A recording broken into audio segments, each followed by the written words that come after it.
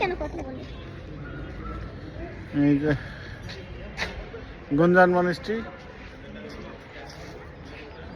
আমরা গুঞ্জান মনিস্ট্রির যে সামনের উন্মুক্ত চত্বর সেখানে দাঁড়িয়ে আছি।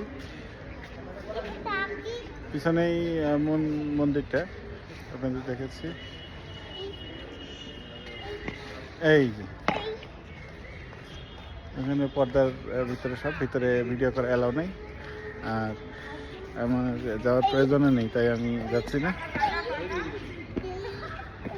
কিন্তু এখানে খুব সুন্দর একটা ভিউ পয়েন্ট আছে, আপনাদেরকে দেখাচ্ছি ভিউ পয়েন্টটা। এই দেখুন পুরো সিকিম শহর এখান থেকে দেখা যায়।